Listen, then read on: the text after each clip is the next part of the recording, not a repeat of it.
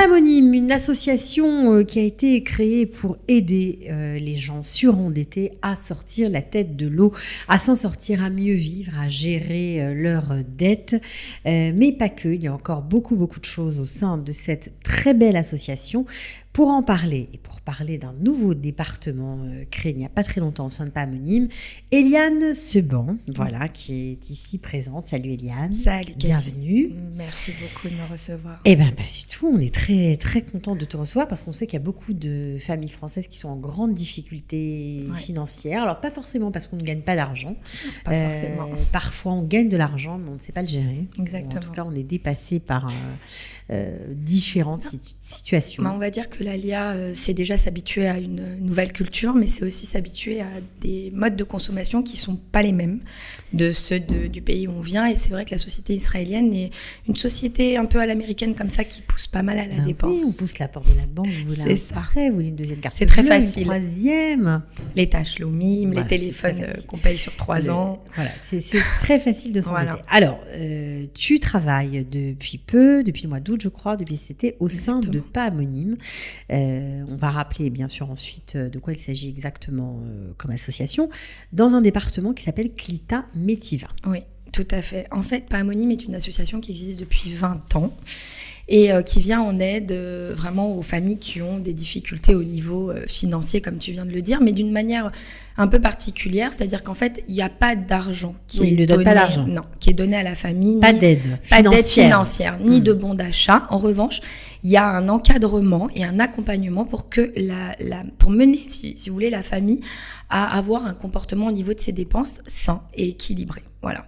Donc ça, c'est le cœur historique, on va dire, du travail de Pas Anonyme. Et en fait, pour venir en aide aux familles, Pas Anonyme va se servir de ses ressources humaines. Et ces ressources humaines, c'est 1500 volontaires dans tout le pays. C'est 200 salariés. Parmi eux, on trouve des avocats, des experts comptables, des directeurs financiers, des consultants. Ces gens-là vont donner de leur temps pour venir en aide aux familles en difficulté. Alors, comment est-ce que ça se passe ? Tout d'abord, on va mettre au clair la situation de la famille au moment où elle fait la demande d'aide, et c'est elle qui fait la demande d'aide. Donc c'est sur déjà le site, sur le site de l'association. C'est www.paanonyme.org. Okay. Et où ça peut se passer aussi par téléphone. Vous trouvez les coordonnées sur le site.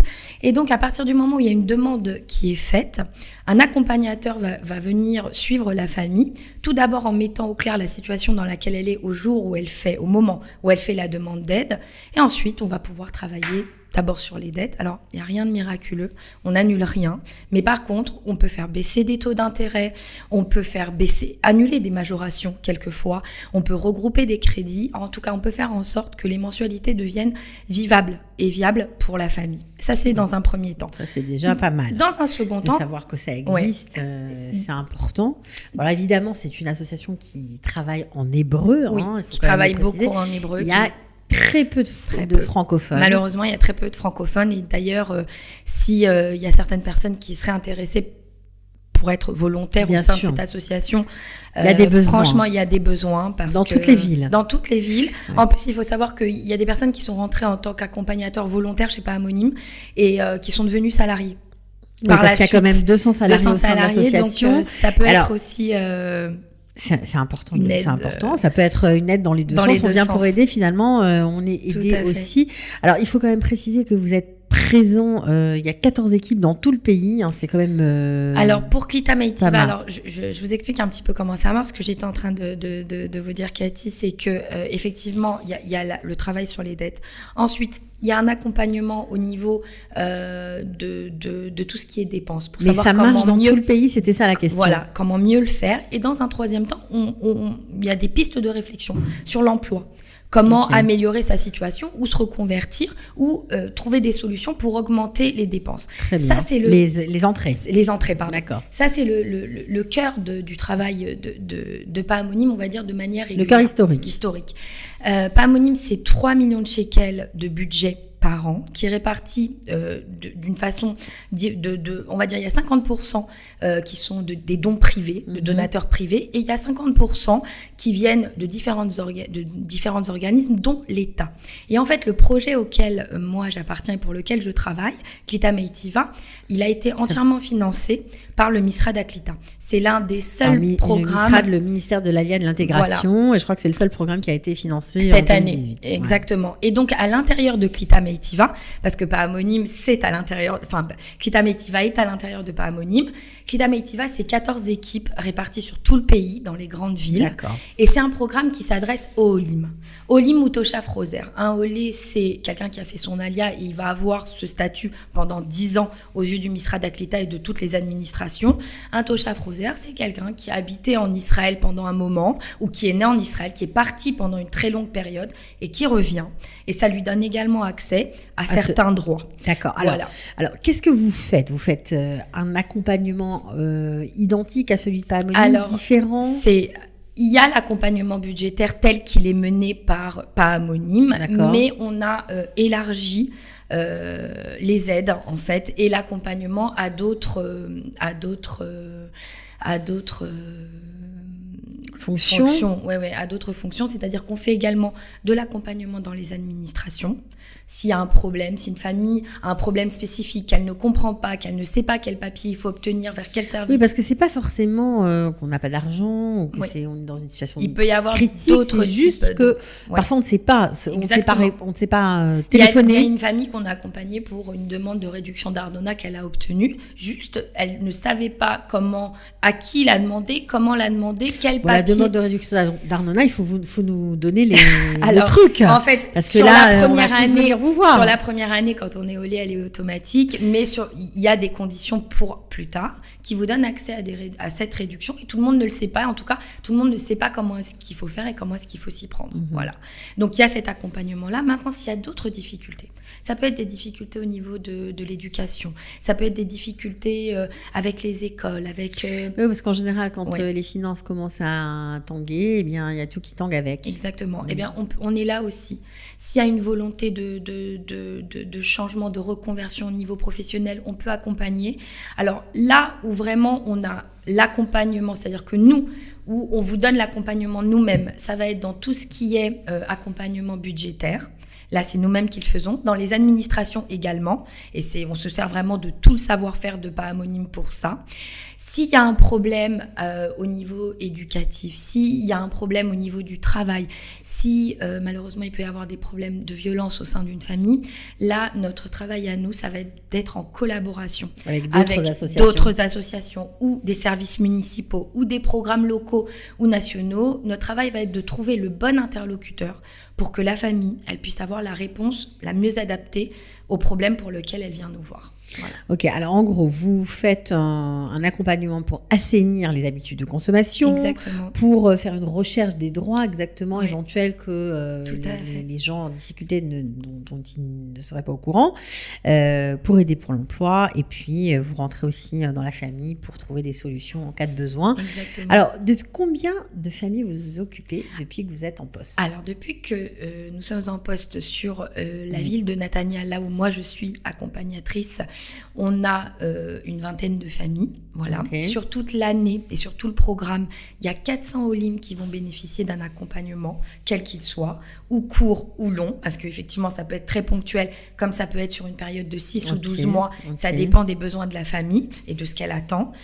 Et il va y avoir également 1000 Olim qui vont bénéficier d'ateliers et de conférences qui vont être données par l'association pour effectivement, là où il n'y a pas besoin d'un accompagnement à proprement dit, il peut y avoir nécessité de faire quelques ateliers ou d'assister à des conférences pour recevoir de l'info. Bien évidemment, tout est en hébreu, il faut quand même le préciser. Alors oui, c'est vrai que tout est en hébreu, les conférences et les ateliers sont en hébreu. Mais l'accompagnement se fait en français, en tout cas pour ce qui concerne la ville de Natania et pour ce qui me concerne. Bon, alors vous nous avez fait un très bel exposé, vous nous avez bien expliqué comment avoir recours à vos services. service, mais ce que vous ne nous avez pas dit, c'est qu'on ne peut pas rentrer en contact en direct avec vous. C'est pas comme ça que ça fonctionne. Non, en fait, pour ce qui est de Klita Meitiva, autant Pahamonim, si une famille est là depuis longtemps en Israël, même qu'ils soient francophones, mais qui maîtrisent bien l'hébreu, ils peuvent s'adresser à Pahamonim en direct. Ah, ça, il n'y a pas de souci. Maintenant, quand il s'agit d'Olim, quand il s'agit de gens qui ne maîtrisent pas la langue, alors là, la façon de procéder, elle est simple. On appelle le Misrad Aklita de sa ville ou de sa région.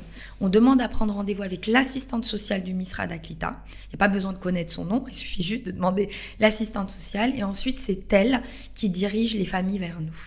Ok, donc voilà. Assistante sociale, il y a de nombreuses assistantes francophones. Oui. Sachez-le, dans les villes principales d'Israël, donc ça peut aller vite si vous n'avez pas la maîtrise de la langue.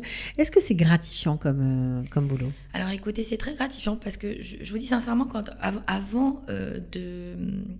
Je suis vraiment contente de pouvoir donner... une aide que peut-être moi j'aurais bien voulu recevoir dans mes premières années d'Alia. C'est ma façon à moi de contribuer à aider en fait à l'Alia.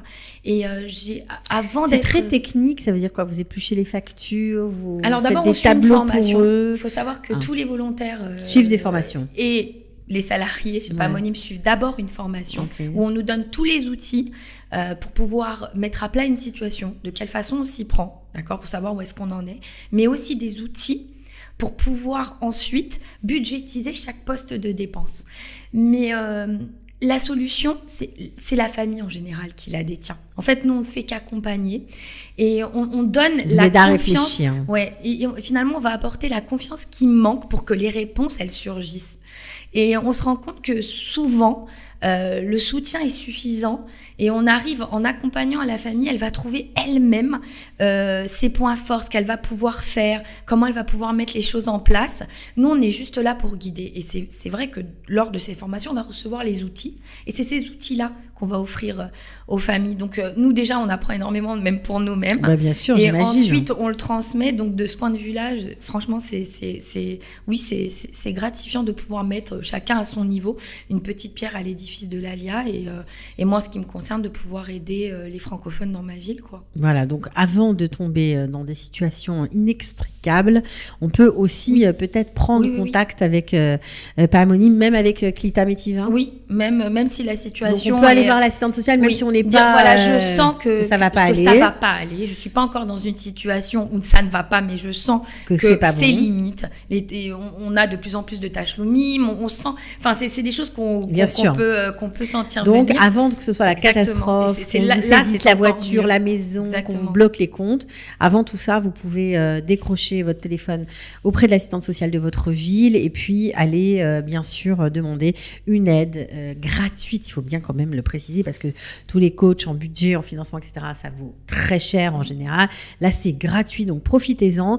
Et en plus, j'ai découvert une association extraordinaire avec des gens. Ah bah oui, vraiment des équipes extraordinaires. Je peux vous dire, c'est vraiment des gens qui donnent de leur temps alors qu'ils ont des super postes, quoi. Je veux dire, ils pourraient s'occuper d'eux-mêmes, mais non, ils sont là, des experts comptables qui ont des gros cabinets, qui vont venir s'occuper d'une famille, qui connaissent pas pour leur essayer de les guider de la meilleure façon. Je trouve que si éventuellement vous avez envie de participer en tant que volontaire pour Pahamonim ou même avec des dons, je vais vous donner un numéro de téléphone, c'est le 03 912 71 00. Donc je vous redonne le site internet. Allez-y. C'est www.pahamonim.org. Et donc, soit pour être volontaire, soit pour et puis bon, voilà, si j'ai un message à vous donner, c'est vraiment, je pense qu'on est dans un moment où il faut s'engager. De quelque façon que ce soit. Si c'est pas pour cette association, que ça soit pour une autre, on peut pas tout attendre. L'État d'Israël, il va donner des aides de façon ponctuelle, mais c'est bien, c'est pas bien, c'est pas le propos. Mais on va pas attendre que le système il change. Ça peut prendre encore 70 ans. Et je pense que les Juifs de France aujourd'hui, ils ont peut-être pas encore, 70 ans, on va dire, de stabilité, de sécurité en France. Il y a des choses à faire. Donc je pense que chacun au niveau privé ou au niveau associatif, il peut faire quelque chose pour faciliter l'Aliade France.